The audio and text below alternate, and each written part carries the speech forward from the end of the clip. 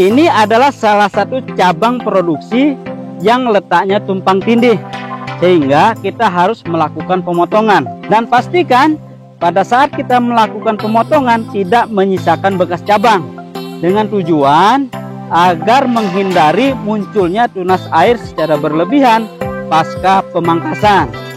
Selanjutnya kita atur tinggi tajuk tanamannya supaya tingginya itu bisa lebih seragam.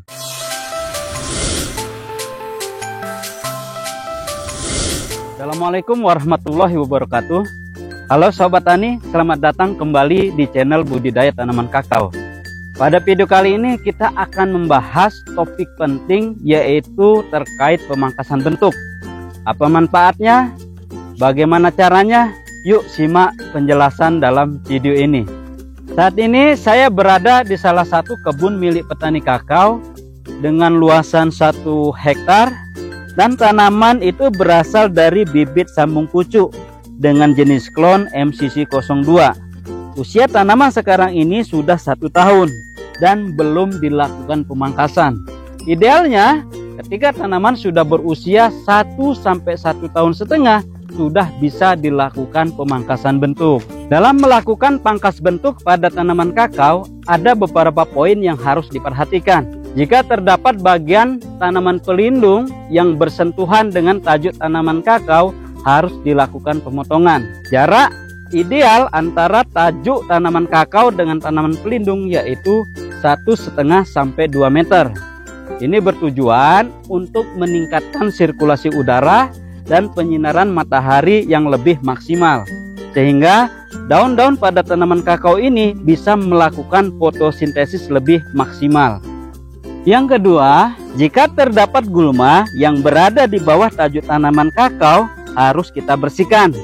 Pembersihannya bisa kita lakukan secara manual dengan mencabut gulma atau kita menggunakan cangkul. Dan yang ketiga, jika terdapat tunas air yang berada pada batang atau cabang produksi, harus kita lakukan pemangkasan. Ini bertujuan untuk mengurangi kompetisi penyerapan unsur hara dan air, yang seharusnya unsur hara dan air ini bisa digunakan untuk pertumbuhan dan perkembangan tanaman kakao. Selalunya pada tanaman kakao terdapat cabang dominan atau dominan brand.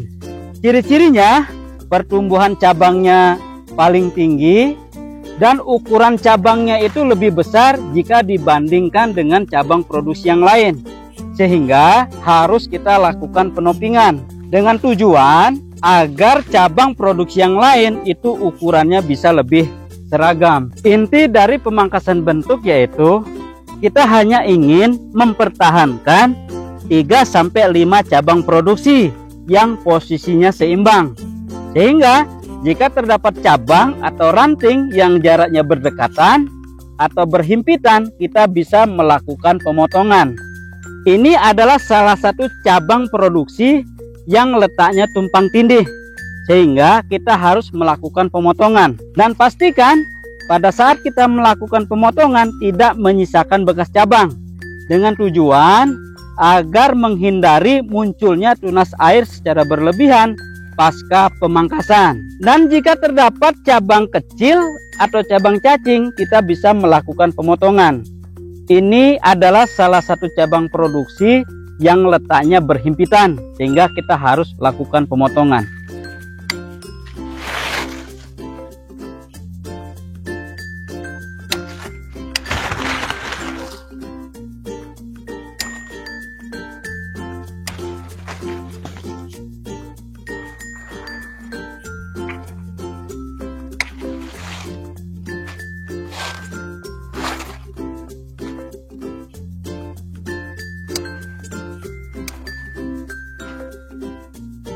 Selanjutnya kita atur tinggi tajuk tanamannya supaya tingginya itu bisa lebih seragam.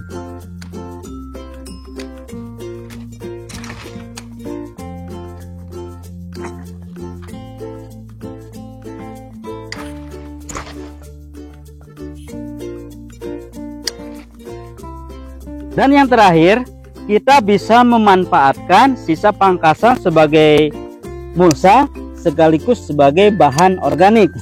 Biasanya tanaman kakao yang kita beri mulsa bekas pangkasan itu bisa menekan pertumbuhan gulma.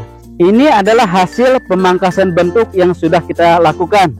Mudah-mudahan ini bisa menjadi referensi atau panduan bagi Bapak Ibu petani kakao semuanya ketika ingin melakukan pangkas bentuk. Demikian video kali ini. Mudah-mudahan video ini bisa bermanfaat.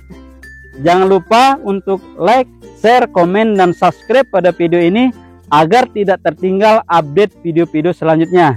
Terima kasih. Wassalamualaikum warahmatullahi wabarakatuh.